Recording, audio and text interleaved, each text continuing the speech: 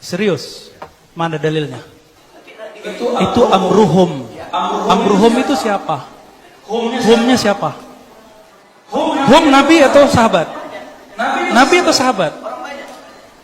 Orang banyak itu siapa? Hum al-musyrikun atau al-mu'minun?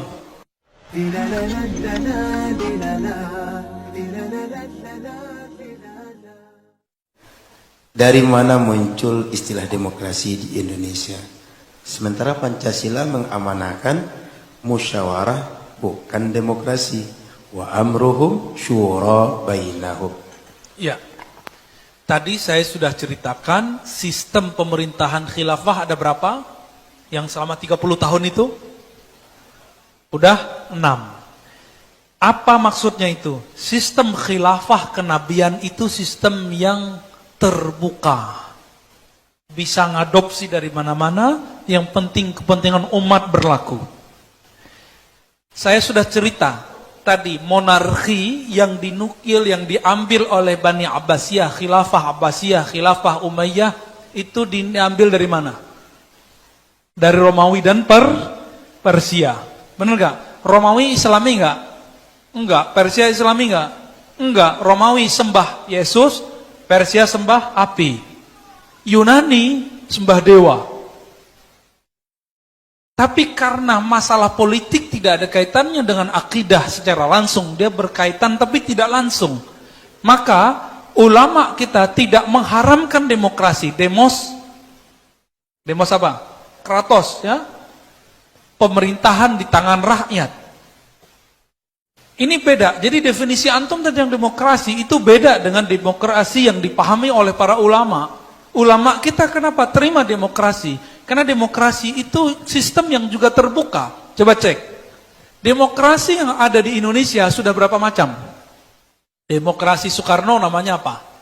Terpimpin. Tuh udah beda. Terpimpin itu ternyata otoriter. Otoriter enggak? Sempat otoriter Soekarno. Sempat di otoriter. Makanya Bung Hatta langsung ngambek. Mundur. Terus apa lagi? Masa Soeharto, demokrasi, Pancasila, beda nggak? Beda lagi. Orang MPR orang dia semua. Jadi pemilu itu cuma ngabis-ngabisin duit, ya kan? Tapi nanti terakhir kan pada almarhum Pak Harmoko tuh ya. Nah, ya cuma simbolis aja. Anda siap untuk meneruskan kepresidenan, bla bla bla bla. Itu cuma simbolis. Ya kan? Cuma simbolis. Itu demokrasi juga. Itu sistem musyawarah MPR. Jadi kalau menurut antum musyawarah itu satu-satunya sistem, maka Soeharto paling Islami dong. Enggak juga. Maka sistem demokrasi itu bisa nanti diislamkan. Tenang aja. Ya, nanti akan muncul sistem demokrasi Mahdi. Insya Allah. Bank aja bisa diislamikan kok, masa demokrasi enggak. Ya, jadi jangan terobsesi, terpengaruh, terjebak dengan demokrasi dari barat. Barat itu dulu Yunani enggak masuk. Kita sekarang kalau sebut filsafat barat enggak masuk Yunani. Belajar sejarah dulu deh. Ya. Filsafat barat bukan filsafat Yunani. Sekarang dibedakan. Filsafat Yunani itu diterjemahkan semua ke bahasa Arab. Maka orang kalau mau belajar filsafat Yunani wajib belajar bahasa Arab. Baru ngerti kitab Plato judulnya Republik. Jadi kata Republik yang di bawahnya nanti ada demokrasi. Itu yang pertama kali mengadopsinya adalah Bani Abbasiyah. Ya. Tafadhal. Salam. Ya.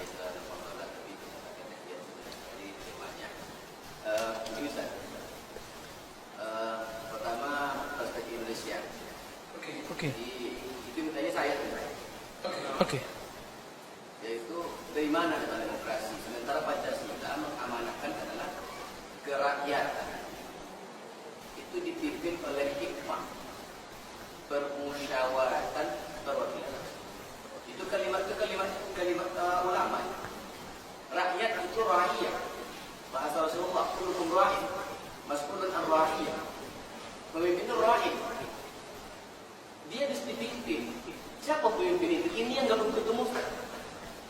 Dalam Pancasila itu pemimpin itu yang layak memimpin itu yang diamanahkan Rasulullah seperti sosoknya Rasulullah itu hakim. Karena itu mesti oleh hikmah. Oke, langsung aja. Oke, langsung aja. Waktu kita pendek. Jadi yang belum ketemu kita itu sebenarnya kita selalu ini yang menjadi permasalahan adalah kita melenceng dari asas. Seperti Allah perintahkan amruhum syura bainahum, musyawarah bukan demokrasi. Saya tidak setuju itu demokrasi. Saya mau tanya ke antum, sistem perintah Nabi apa? Musyawarah ya, Pak. Serius? Mana dalilnya? Itu amruhum. Amruhum itu siapa? Humnya siapa? Hum Nabi atau sahabat? Nabi atau sahabat? Orang banyak itu siapa? Hum al-musyrikun atau al-mu'minun? Tidak bisa begitu. Amruhum seluruhnya. Berarti kalau ada laisa alaihi amruna, semuanya. Dalam konteks ayat ini, wa amruhum syura bainahum, atas masalah yang muncul itu untuk menyelesaikan masalahnya adalah syura bainahum, musyawarah. Itu persoalan apa? Apakah di zaman Nabi turun sudah ada monarki, sudah ada demokrasi? Saya mau tanya. Masalahkan demokrasi monarki. Oke, antum tanya demokrasi. Kita jawab. Kita jawab. Ketika ayat itu turun, demokrasi sudah dipakai belum? Berarti ayat-ayat tadi tidak ada kaitan sama demokrasi. Demokrasi bukan sistem syura. Maka yang disebut di Pancasila juga bukan sistem demokrasi. Itu sistem terbuka. Karena ayat itu turun, tidak ada monarki, tidak ada demokrasi. Itu persoalan apa? Amruhum syura bainahum. Itu persoalan apa? Persoalan siasah kah, muamalah kah? Tapi kalau persoalan ibadah, tidak ada syura. Tidak ada syura. Jadi tidak semua masalah. Antum tadi mengatakan semua masalah.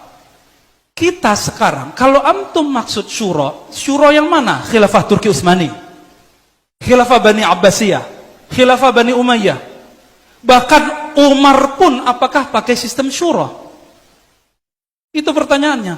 Dan kalaupun syura, Utsman, Umar, itu syuranya di bagian apa? Bukan semua masalah. Jadi kita itu sering terjebak dengan istilah-istilah. Sering terjebak. Kita pakai ayat-ayat yang tidak berkaitan.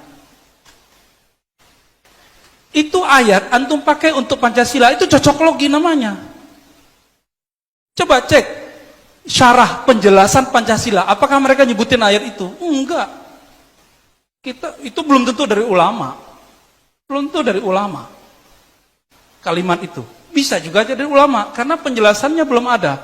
Oleh karena itu sebagian kawan-kawan kita memutuskan kalau begitu kita masuk ke sistem, tapi ternyata mereka terjebak juga dengan sistem. Itu problemnya. Jadi kalau antum bilang yang sesuai dengan Rasulullah, yang sesuai Rasulullah itu Nabi dah kabarkan bahwa itu tidak akan ada kecuali Imam Mahdi. Maka jangan pernah lagi berharap tinggi kepada sistem-sistem pemerintahan yang ada sekarang sampai Imam Mahdi itu turun. Gak bisa pakai selebaran untuk menkhilafahkan orang. Tiba-tiba nanti semua orang udah sepakat kita pilih Imam Mahdi. Gak bisa begitu. Kita pilih satu khalifah. Itu ngayalnya Syekh Taqiyuddin Nabhani. Kan udah dikritik banyak ulama. Tapi kita tidak mengkritik akidahnya. Saya belum ketemu yang aneh dari akidah Syekh Taqiyuddin. Meskipun kawan-kawan kita mengatakan iya. Tapi dalam politik kita bisa beda kok. Gitu. Ceklah ya dalam tafsir Tabari, amruhum syura bainahum itu amruhum yang mana? Dan tafsir bil ma'thur. Kira-kira begitu ya. Baik. Tafadhal.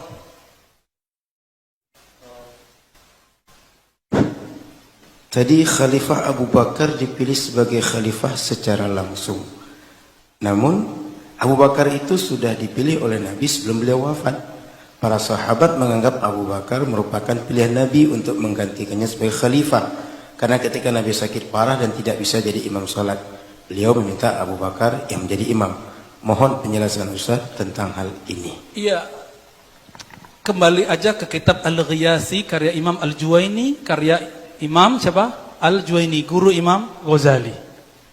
Kata Imam Al-Juwaini, jika dalam persoalan ibadah ikhtilaf itu biasa, apalagi dalam persoalan siyasah.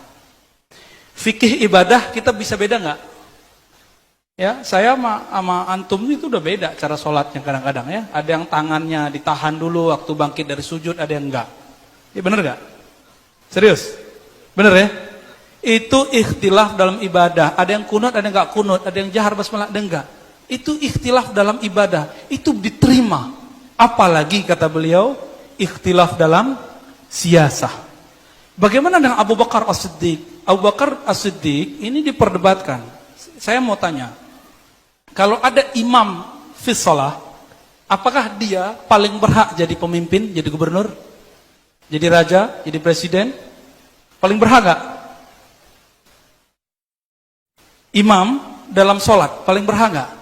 Oleh karena itu, dalil-dalil ulama ahlus sunnah mengenai Abu Bakar paling berhak jadi khalifah karena Nabi sudah angkat jadi imam sholat. Itu dalilnya tidak dianggap kuat. Nggak dianggap kuat, karena Nabi belum pernah menaskan. Yang mengatakan Nabi menaskan pemimpin itu cuma Syiah. Jadi jangan sama lagi antum dengan Syiah. Ya, yang mengatakan Nabi sudah nas, sudah tunjuk pemimpin setelahnya, siapa yang ngomong begitu? Jadi kalau antum mengatakan Nabi sudah tunjuk Abu Bakar, bedanya sama Syiah apa? Ya, jangan terjebak lagi. Abu Bakar itu bacain sebuah hadis ketika orang-orang Ansor mengangkat seorang pemimpin dari kaum Ansor. Apakah kaum Ansor nggak tahu Abu Bakar jadi imam? Tahu semua kok. Berarti kaum Ansor yang juga faham Al-Quran dan Sunnah meyakini bahwa imam sholat nggak mesti imam fil siyasah. Maka mereka angkat sendiri. Lalu Abu Bakar bacakan hadis, ala immatu min Quraisy. Imam itu mesti dari Quraisy. Orang Ansor langsung ciut. Langsung ciut. Bahkan yang sudah dibaiat tadi kemudian menghilang beberapa hari, lalu baiat Abu Bakar As-Siddiq. Begitu. Ya, jadi pemilihan Abu Bakar murni pemilihan langsung dari masyarakat. Langsung. Masyarakat dua partai. Jadi Ansar Muhajirin saat itu sudah dua partai. Partai Muhajirin, partai Ansar. Cuma dulu disebut kaum Muhajirin, kaum Ansar. Gitu ya. Sistemnya apa tadi? Pilihan langsung. Apakah Abu Bakar benar-benar seperti Nabi? Enggak juga. Tapi Abu Bakar berusaha seperti Nabi. Maka tidak akan mungkin kita menemukan kekhalifahan benar-benar seperti Nabi. Paling cuma alamin haji nubuwah. Kaedah-kaedah yang dia buat sudah mirip dengan kaedah-kaedah Nabi. Tapi mirip-mirip sekali juga enggak. Makanya Umar pun protes kepada Abu Bakar. Ketika Abu Bakar mengirim Khalid Al-Walid membakar orang-orang murtad. Dianggap keluar dari minhaj nubuwah. Debat mereka. Ketika Umar naik, Khalid bin Walid langsung dipecat. Artinya mereka juga beda. Baru Umar yang buat sistem syuro, perwakilan lagi. Apa tadi kalimatnya di Pancasila? Kerakyatan. Saya kalau masuk ASN kayaknya nggak lolos deh, nggak hafal Pancasila soalnya. Karena bertahun-tahun mengatakan Pancasila itu tauhid. Saya lebih dari 10 tahun mengatakan itu. Pancasila itu tauhid. Waktu sekolah saya nggak pernah hormat kecuali waktu sanawiyah. Waktu SD. Pas udah aliyah saya nggak pernah hormat ke bendera. Saksinya teman-teman saya sendiri. Ya, nggak pernah hormat. Padahal kita di depan. Karena saya bilang ini tauhid. Orang bilang Pancasila. Saya subhanallah aja, subhanallah. Karena nggak ngerti sejarahnya. Sampai kemudian saya benci kepada Soekarno dan Hatta. Kenapa? Dianggap pengkhianat piagam Jakarta. Nah ini jadi curhat lagi dia. Ya. Lalu sampai ketemu buku Prof. Dr. Endang.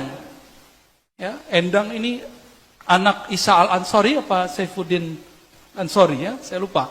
Itu anak dari pejuang yang dia kemudian ceritakan proses piagam Jakarta yang sebenarnya dan lalu kemudian saya terjemahkan ke bahasa Arab. Itu masuk dulu ke Kementerian Agama ya tahun-tahun 2010.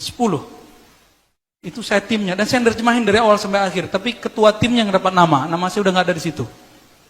Ya, jahat juga nih mereka itu ya. Jadi itu terjemahan saya itu. Ya. Tapi waktu itu terjemahannya masih jelek, jadi syukurlah nama saya nggak masuk. Saat itu saya kemudian berpikir, ya Allah, ternyata Soekarno tidak seperti yang kita bayangkan. Soekarno ketika dekret presiden menyatakan Pancasila dimaknai dengan piagam Jakarta, kembali kepada syariat Islam. Sudah kembali, sudah. Semenjak saat itu saya tobat berhari-hari karena sudah menghujat Soekarno bertahun-tahun. Gak tahu Allah ampuni atau tidak. Ya. Jadi ini jangan terlalu inilah ya, jangan terlalu putus asa lah.